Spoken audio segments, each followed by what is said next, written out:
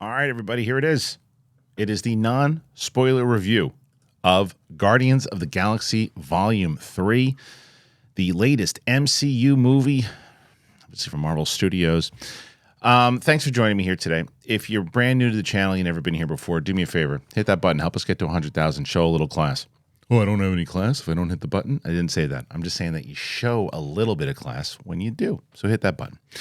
Okay, so I think that there's a lot of people, not everybody, not going to speak for everybody, but I'm going to say that there's a lot of people who think that Marvel has kind of lost its way as far as focus and what the MCU should be and how it should kind of play in and make sense. And they haven't done that over the last couple of movies. Anyway, in a lot of different people's opinions, some people might not feel that way.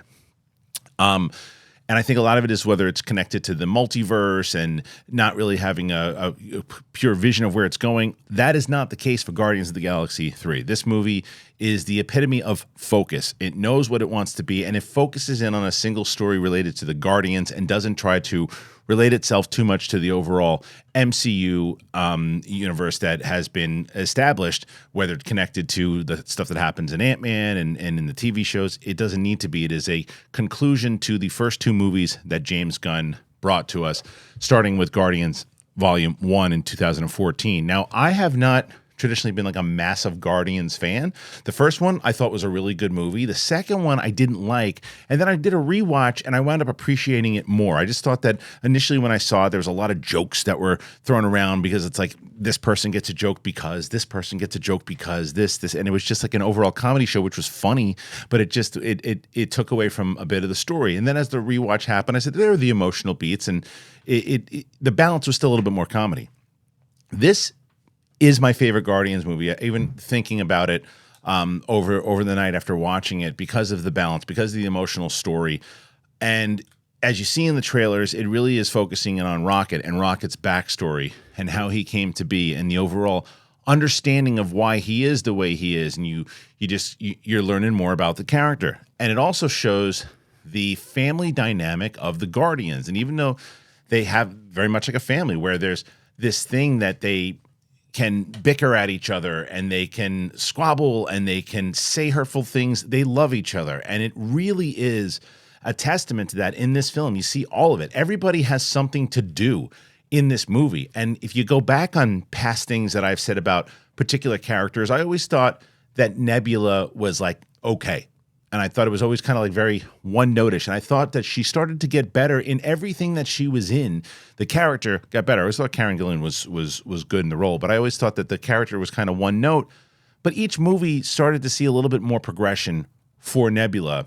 And in the Christmas special, I thought she was outstanding. This movie, she shines again because there's so much more to her about why she belongs and why she cares and the relationships that she has with Gomorrah. And how Zoe Saldana has to play this new version of Gomorrah and what Quill is going through in order to try to figure out everything that happened with the events of Infinity War and then in Endgame, and then be able to see what's really going on with him mentally. And then obviously the pairing of, we see how great both Mantis and Drax work together in the Christmas special. Times 100 in this. The humor is there. The emotions are there. There are a lot of heartbreaking moments in general. And it really, really works. Now, as far as some negative stuff, I'm going to say it's few. There's not a lot for me because it's a longer movie. Didn't mind it. If you can see it in IMAX, see it in IMAX. Even the post-credit scenes, by the way, relate more so to Guardians than trying to connect into the overall MCU. And I think that that's where it was shining. I think that it was able to have a perfect kind of tie to this in this episode 1, episode 2, and now episode 3, really, if you look at it that way.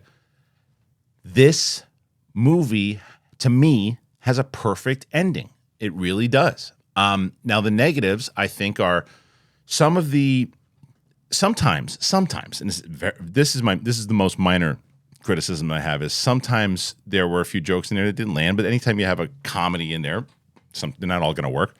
95% of the humor did work for me. Just a couple things here and there was like, maybe they could have waited there. And sometimes, and this could be a me thing, there's a lot of animal people. And I'm like, that looks a little zoobly zoo to me. But again, minor note. Adam Warlock, thought that Will Poulter did a good job for what he needed to do. But I had heard so much about the character of Adam Warlock and what he was capable of doing, and there were times that it's like, oh wow, this is really powerful. But he's kind of sidelined when he shows up. It works, and there's a couple of arcs here and there. They're like, okay, that's cute, clever, but he's kind of sidelined. He's not as impactful as I thought he might be, and maybe that's just on me. But I had just heard so much about Warlock, and there were so many rumors about what was going to happen. He's not as kind of a massive of a character or as impactful of a character as I thought he would be. But it doesn't hurt the movie. Just is like, oh, he's not the guy, because the guy is the High Evolutionary. Chiwetel Ejiofor from Peacemaker is absolutely incredible in this role.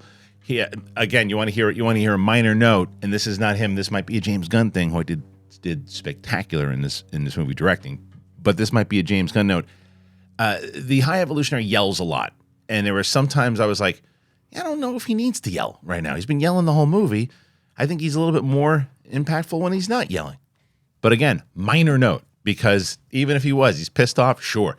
You understand kind of why he is as mad as he is, so I absolutely understand it. But he is so outstanding in this role. He is a great villain because he is menacing because of his purpose. And what a lot of people always say is, does the villain believe in what he's doing? And he does, and you get it. When he's subtle, it's scary. When he's yelling, it's scary. And you see he's relentless, but there's the way that he plays throughout his agenda really works. So I thought that was one of the standout points, was Chiwette's performance in this role. So then that gets to James Gunn, right? I think that DC fans should be very, very happy when seeing this, because once again, yes, there's some silly stuff that's going on in the movie, but it has already been established on the silliness that is already, like I said, animal people and things, and the way that the look is consistent from the first two movies in how they set up this particular universe. So James Gunn does the best, in my opinion, in the three movies, of the balance of humor and emotion and the music. Everyone's going to ask about the music. James Gunn makes music a character in the film, and he does it again. There's a great particular scene that you guys will know when you see it, that there's a piece of music that is familiar and has been used in a lot of movies, but the way that he uses it and the way that he films a particular action that is happening during it is so James Gunn specific that you're just locked into it, and it doesn't seem gratuitous. It seems like it's part of what needs to be going on, and it's not just like, oh, look, here's the blade, and let me watch it go over my face. He doesn't need to do that kind of stuff, but he does his own unique style that works with what the characters are going through and going after. He infuses emotion, and I think he did a really great job, because James Gunn's a funny dude, and he writes funny, and I think he got carried away a little bit in the second one with, I got a really good joke. He should say it. She should say it. They should say it. They should say it. And the jokes worked, but it was like all over. It was like everybody had a joke. This, he balances out so very well in when to tell the joke, how to tell the joke, even when there's an emotional moment happening. Well, I wanted to bring it down, and now I'm going to give you a laugh. Oh, sorry. I'm going to bring it down. I'm going to give you a laugh. And I'm going to hold it right here, hold it right here, hold it. It's getting a little too serious, but you've been sitting in the emotion long enough to where it's not going to take away from it. Boom. Hit you with a nice warm joke. It's just the balance is there. And the focus is there for Marvel. Now, everyone's going to go, oh, Marvel's back. I don't know. Because James Gunn's leaving. This is a conclusion to this particular story. I don't know if Marvel's back yet. I think Marvel needs to prove that they're back in things that do connect more so to the overall MCU, whether it's Marvel's or these other movies that are coming out, because this is a conclusion to a trilogy, and it feels like it, and it should feel like it. Loved this movie. 4.8 out of 5 schmoes. I think it was great. I really do. I think it was fantastic. I'm going to see it again. Want to see it again. A little longer, but didn't care. See it in IMAX if you can. And that's it. That's what I got for Guardians of the Galaxy non-spoiler. I'll be doing a spoiler once the movie comes out, obviously.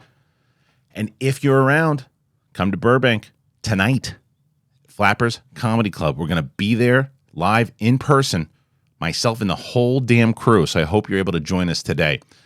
Once again, if you haven't hit that button, just do it. Show a little. Hit the button. Join us to 100,000. And that's it, everybody. That's my non-spoiler review of Guardians of the Galaxy Volume 3. Check it out if you can, and we'll see you on the flip side. Peace.